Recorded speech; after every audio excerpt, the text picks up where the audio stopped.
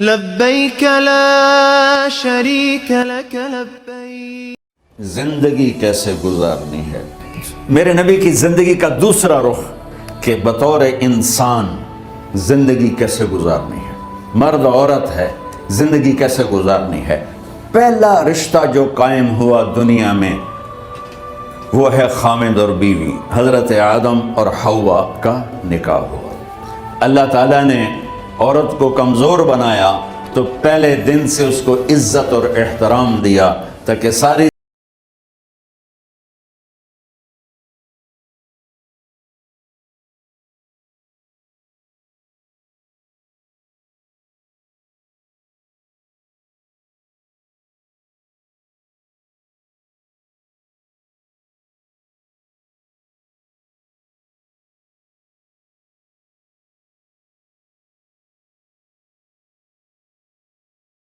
حضرت آدم علیہ السلام جنت میں، لیکن بابے جی دا دل ہی نہیں لگتا، کلے کلے ہی ٹورے پھر دیں. اب اللہ نے عورت کو بنانے کا ارادہ کیا تو اللہ ایک ڈھیر مٹی کا اکٹھا کر کے عورت کے لیے بھی بنا دیتا اور اس کا اسٹیچو بنا دیتا اور اس کو خشک ہونے دیتا، پھر اس میں روح ڈالتا، پھر اس کو کپڑے پہناتا. آپ حیران ہوں گے سبحان اللہ، اللہ نے ایسا نہیں کیا. آدم علیہ السلام سوئے، آنکھ کھلی تو دیکھا ایک خوبصورت حسین عورت. یہ بات اکثر لوگوں کو معلوم ہوگی کہ یوسف علیہ السلام دنیا کے حسین ترین انسان تھے، اور یہ بات شاید کسی کو معلوم نہیں ہوگی کہ دنیا کی سب سے حسین خوبصورت عورت حضرت حوا ہے.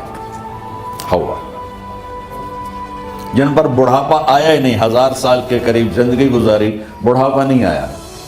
حضرت آدم اور حوا قریب عمر تھی. حضرت آدم کی عمر تو کتابوں میں مل جاتی ہے 1000 برس، لیکن حضرت حوا کی عمر کتنی تھی یہ کہیں پڑھنے کو ملا نہیں. اس لیے میں اندازہ کرتا ہوں کہ قریب ہوگی. بڑھاپا نہیں آیا، بیماری نہیں آئی. اور حضرت حوا کو مینسز بھی نہیں آتے تھے. یہ عجیب بات آپ کو، اللہ نے اتنا جنت کا ان کے اندر نمونہ رکھا.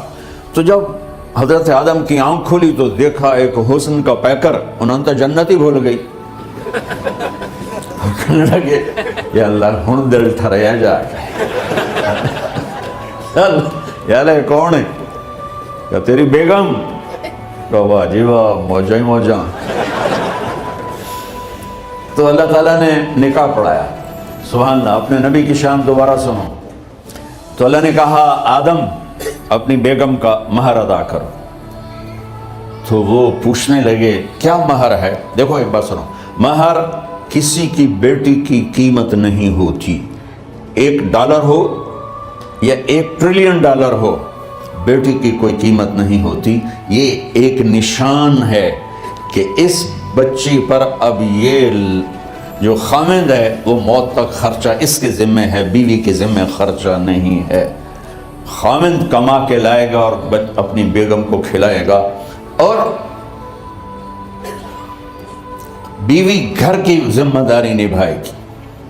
تو خیر وہ الگ بات چلی جائے گی. اللہ تعالیٰ نے کہا کہ مہر ادا کرو. کہا جی کیا مہر ہے؟ تو میرے اللہ نے کہا تیری نسل میں میرا آخری نبی آئے گا، اس پہ ایک دفعہ درود پڑھ دے، یہ مہر ہے.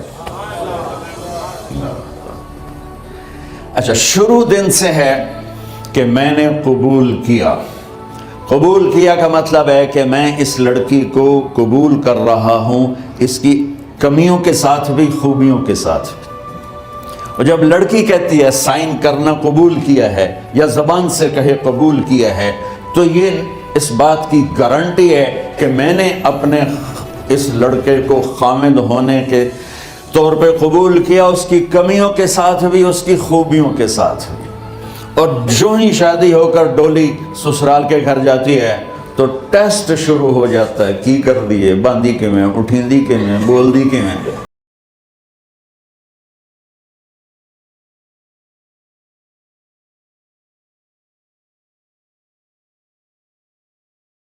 نہیں، قبول کیا.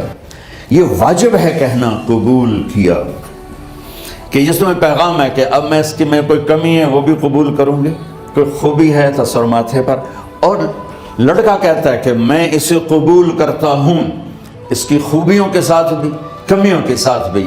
یہ بات یاد رکھنا، پرفیکشن کبھی تلاش نہ کرنا، پرفیکشن کبھی تلاش نہ کرنا۔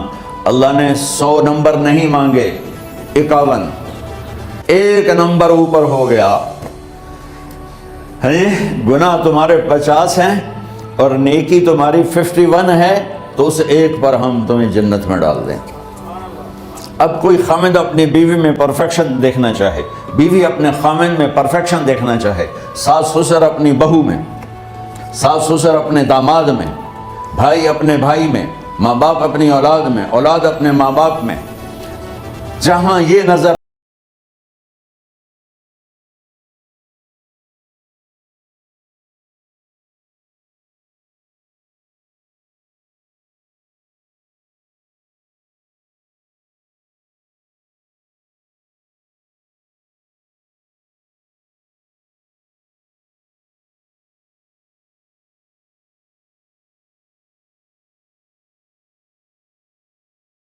کئی جگہ لطیفہ سنا چکا ہوں، اور واقعی قصہ بھی ہے، ایسے لطیفہ نہیں ہے۔ میرے دوست ہیں، ذمہ دار ہیں اچھے، تو ان کے گاؤں کا ایک بچہ چھوٹی عمر میں بسوں پہ جا کے نا وہ جاب پہ لگ گیا، تو اس کا کام ہوتا ہے بس کو صاف کرنا، ڈرائیور کو چائے پلانا، اور جہاں کہیں رش ہو تو اس کو ڈائریکشن دینا، استاد جی کٹ لو، استاد جی آن دو، استاد جی جان دو، تو یہ اس کا محاورہ بن جاتا ہے۔ اب اس کا نکاح ہوا تو مولانا صاحب نے کہا بھائی عبد الرحمن، میں فرضی نام لے رہا ہوں، نام مجھے اس کا یاد نہیں، عبد الرحمن زینب بنت اسلم نو تیرے نکاح دیتا 500 مہر تو قبول کیتا؟ تھوڑی دیر سوچ کے کہندا جی آن دیو۔ اس نے ساری زندگی آن دیو ہی سیکھا تھا، تو اس کے بھائی نے اس کو کوئی نہیں ماری، تو کہنے لگا جی جان دیو۔ مولانا صاحب نے کہا آن دیو جان دیو نال کم نہیں بڑھنا، تو آگے میں قبول کیتا۔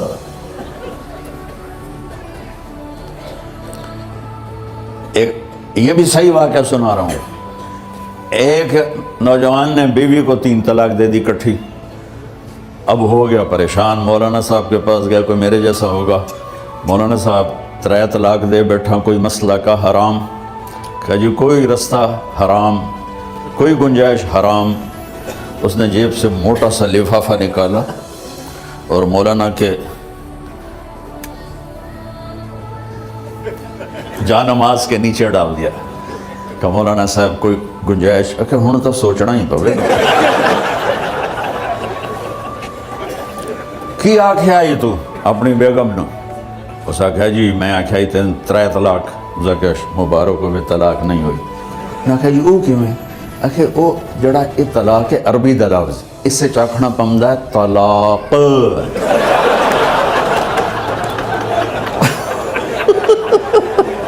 آپ کو صحیح واقعہ سنا رہا ہوں۔ تو تم نے تو چھوٹے کاف کے ساتھ کہا ہے طلاق، او کاف تا کتے آلا ہے، موجاں کر، ایک لفافہ ہو راوے تو چاہے ساری زندگی دا حلال کر دے۔ لفظ قبول اتنا ضروری ہے۔ تو میرے نبی نے 11 شادیاں کی، اللہ کی قسم شوق کی نہیں تھی۔ ما تزوجت وما زوجت الا بوحی من السماء نزل به جبریل، کہ لوگوں سن لو میری بات غور سے، مجھے عورت کی کوئی رغبت نہیں ہے، میں نے جہاں شادی کی، جہاں بیٹی کی شادی کی، پہلے اللہ نے آسمان سے جبریل بھیج کے حکم دیا، پھر میں نے قدم اٹھایا۔ تو پہلا رشتہ خامند اور بیوی ہے جو اس کائنات میں جڑتا ہے، یہ دنیا کا سارے رشتوں میں نمبر 1 رشتہ ہے، سب سے خوبصورت رشتہ ہے، سب سے اہم رشتہ ہے، سب سے بڑا رشتہ ہے۔ والدین کے لیے چند آیات ہیں، اولاد کے لیے چند آیات ہیں، بہن بھائیوں کے لیے چند آیات ہیں، خامند اور بیوی کے لیے سینکڑوں آیات ہیں، سینکڑوں۔ تو اگر آپ اپنے گھروں میں کامیابی دیکھنا چاہتے ہو، اپنے گھر کو ہاؤس کی بجائے ہوم دیکھنا چاہتے ہو، خوشی کا اگر آپ اسے گہوارہ بنانا چاہتے ہو، اللہ کی قسم ڈگریوں سے نہیں ہوگا، محبت سے ہوگا۔ میرے نبی سے پوچھا گیا یا رسول اللہ اسلام کا سب سے مضبوط عمل، نہیں، میرے نبی نے سوال کیا، بولو بھائی اسلام کا سب سے مضبوط عمل کیا ہے؟ صحابہ نے کہا نماز، نہیں، سبحان ابھی میں نماز کی کتنی اہمیت بتا چکا ہوں. انہوں نے عرض کیا جہاد، آپ نے فرمایا نہیں. تو صحابہ نے عرض کیا روزہ، آپ نے فرمایا نہیں. اللہ کہ یا رسول اللہ حج، آپ نے فرمایا نہیں. تو سارے صحابہ حیران ہو گئے، یا رسول اللہ نماز، جہاد، روزہ، حج، تو پھر کیا ہے؟ اب سننا سارے بہن بھائی، مستورات، بچے بچیاں. آپ نے فرمایا اسلام کا سب سے مضبوط اور بڑا عمل ہے آپس میں اللہ کے لیے محبت کرنا. اگر آپ اپنے گھروں میں حسن دیکھنا چاہتے ہو تو ایک دوسرے سے محبت کرو، اظہار محبت کرو. اور محبت کے پیدا ہونے کے لیے بہت ساری چیزیں ہیں، لپیٹ کے دو میں کر دیتا ہوں. دو میں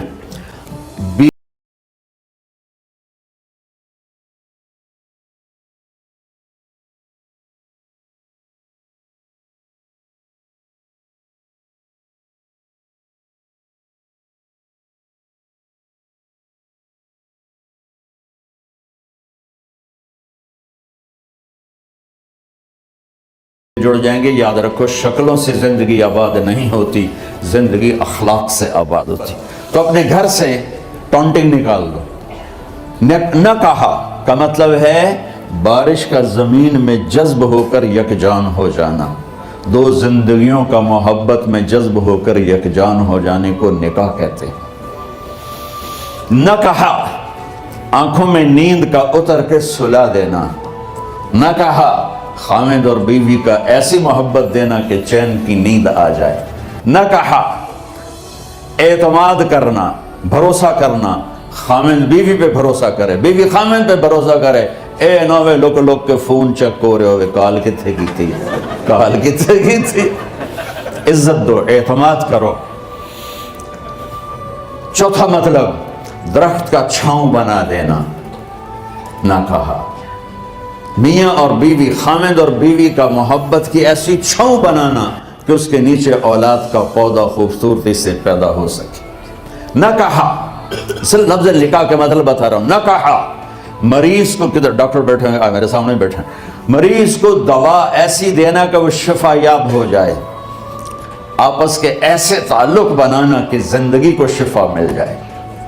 میرے بھائی بہنوں، میں آپ کو اپنے نبی کی زندگی بتا رہا ہوں. میرے نبی نے 11 شادیاں کی. اللہ ذوالجلال کی قسم، صرف ہمیں زندگی سکھانے کے لیے کہ گھر کی زندگی کیسے ہوتی ہے اور اولاد کو کیسے پالا جاتا ہے. اب لوگ کیا مجبوریاں ہیں کہ عورت بھی جاب کرتی ہے، مرد بھی جاب کرتا ہے. عورت کی سب سے بڑی جاب اپنی نسل کو پالنا ہوتا ہے. جب یہاں ٹائم نہیں ملتا بچے کو، نہ ماں سے ملتا ہے نہ باپ سے ملتا ہے، تو پھر وہ جنگل کا پودا بن جاتی ہے. یہ تو وینکوور ہے. فیصل آباد کی بات سناتا ہوں. میرے بچے جس اسکول میں پڑھتے تھے ان کے پرنسپل سے میری دوستی تھی. میں ملنے گیا ایک دن، تو کہنے لگے جی عجب واقعہ ہوا ہے کہ یہاں 2 بچے پڑھتے ہیں، ان کی ماں بھی ڈاکٹر ہے اور باپ بھی ڈاکٹر ہے. تو وہ دونوں آئے ہیں میرے پاس کہ ہمارے بچوں نے 3 دن ہو گئے ہیں گھر میں کھانا نہیں کھایا، تو ہم پریشان ہیں، ہمیں بتاتے نہیں. کائنڈلی آپ پوچھ کے بتائیں کہ وہ کھانا کیوں نہیں کھا رہے. ایک باری کر کے بھی کھا دے.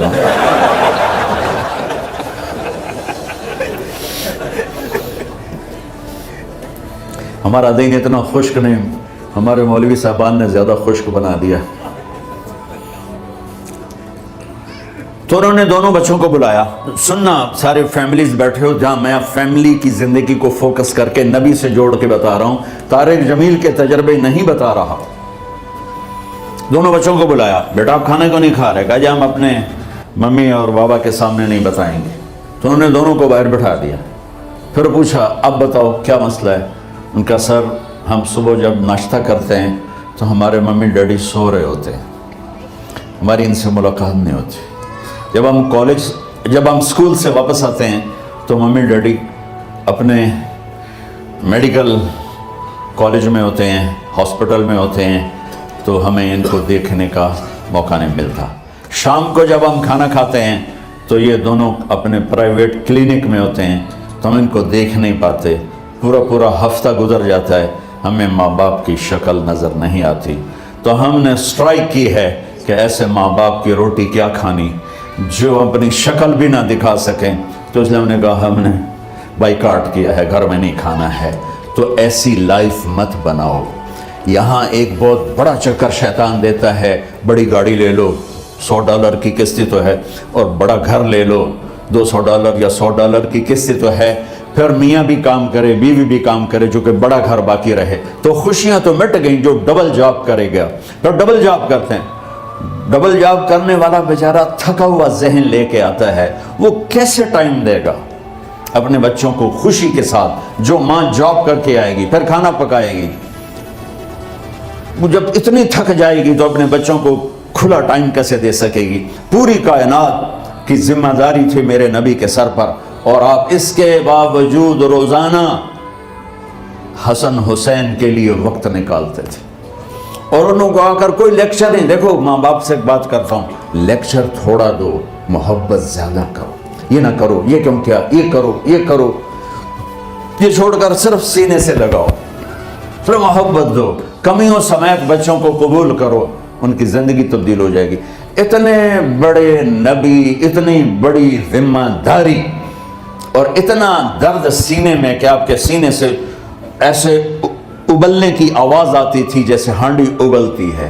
اس کے باوجود آپ روزانہ کہتے ہیں این اللقا, میرے شرارتی بچے کدھر ہیں؟ تو وہ بھاگے بھاگے آتے. دیکھو میں فزیکل کر کے بتاؤں گا تاکہ آپ کو پتہ چلے زندگی کیسے گزر, کہ میرے شرارتی بچے کدھر ہیں. 7 بر اعظم کی ذمہ داری ہے, اور تھوڑی چھوٹیاں چھوٹیاں جابن, تو تسی کہتے ہو بزی بڑے ہیں, بزی بڑے ہیں. میرے نبی پہ 7 بر اعظم کے انسانوں کی ذمہ داری ہے, اور آخری آنے والے انسان تک کی ذمہ داری ہے. اس سے بڑی جاب کس کی ہوگی کائنات میں؟ اور پھر آپ روزانہ آتے ہیں این اللقا, میرے شرارتی بچے کدھر ہیں؟ تو حسن حسین بھاگے بھاگے آتے. آپ ان کے لیے یوں ہو جاتے تھے, آؤ بھائی میری کمر پہ چڑھ جاؤ. اپنے نبی کی عظمت کو جانو کہ انہوں نے زندگی کیسے سکھائی. چاند کے 2 ٹکڑے کر دینا کوئی معمولی بات ہے, آسمان چیر کے چلے جانا معمولی بات ہے, ایک زندگی سکھا کے جانا سب سے بڑی بات ہے. کتنی اولادیں برباد ہو گئی ماں باپ کی وجہ سے, کتنے گھر اجڑ گئے ساس سسر کی وجہ سے, کتنے گھر اجڑ گئے لڑکی کے بدتمیز ہونے کی وجہ سے, کتنے گھر اجڑ گئے لڑکے کے شرابی اور باہر کی گندگی کی وجہ سے. زندگی سیکھو. یہ اتنے بڑے نبی ہو کر آپ یوں ہو رہے ہیں جیسے میں نے آپ کو کر کے دکھایا. دونوں کو اوپر بٹھا لیتے اور کمرے میں چکر لگاتے تھے, پھر یوں کر کے پوچھتے تمہارا اونٹ کیسا ہے, پھر دونوں کو اتار لیتے اور اپنی نواسی زینب, جن کو حضرت علی کی وراثت ملی, کس کی؟ علم کی, فصاحت اور بلاغت کی, ان کو کمر پہ بٹھا لیتے اور اکیلی زینب کو پورے گھر میں چکر لگواتے تھے. اور بھی دکھ ہیں زمانے میں محبت کے سوا, راحتیں اور بھی ہیں وصل کی راحت کے سوا. کیا صرف کمانا ہی کام ہے؟ ادھار کی زندگی سے بچو, خوش و خرم رہو. اس کو قسط دینی ہے, یہ قسط دینی ہے, یہ قسط دینی ہے, یہ دینی ہے. سر میں درد نہیں ہوگا تو اور کیا ہوگا؟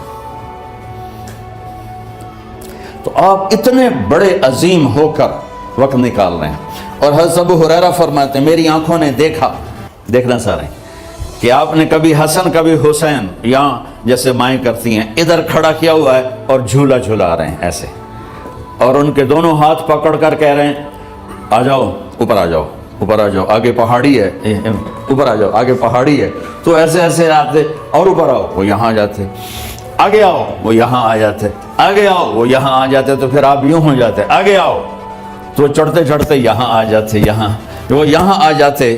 تو آپ ان کے ہاتھ فکس کر کے آگے بڑھ کر ان کے ہونٹوں کا بوسہ لیتے اور کہتے یا اللہ میں ان سے پیار کرتا ہوں, تو بھی ان سے پیار فرما. بھائیو اللہ کی قسم, پیسے سونے چاندی سے زندگی میں خوبصورتی نہیں آتی, نبی کی غلامی سے زندگی میں خوبصورتی آتی ہے. اتنے بڑے نبی ہیں اور حضرت عائشہ سے کہہ رہے ہیں دوڑ لگائیں. یہاں کسی مولانا سے پوچھو اپنی بیوی سے کبھی کہا اس نے کہ دوڑ لگائیں؟ الٹو سوٹا لے تو کھلو جائے گا. عائشہ دوڑ لگائیں. اور واپسی کہاں سے ہو رہی ہے؟ دوڑ کہاں لگ رہی؟ جہاد کے سفر سے واپسی ہو رہی. اور آپ نے اپنے صحابہ سے کہا سب آگے چلے جاؤ. جب سارے آگے چلے گئے اور کوئی نظر نہیں آ رہا تو ہم نے کہا عائشہ آؤ دوڑ لگائیں. تو حضرت عائشہ کہتے ہم نے دوڑ لگائی تو میں آگے نکل گئی لیکن ابھی پیچھے رہ گئے. کچھ سال گزرے تو پھر ہم سفر سے واپس آ رہے تھے تو آپ نے صحابہ سے فرمایا سب آگے چلے جاؤ. چلے گئے. آپ نے کہا عائشہ دوڑ لگائیں؟ کہ یہ لگائیں.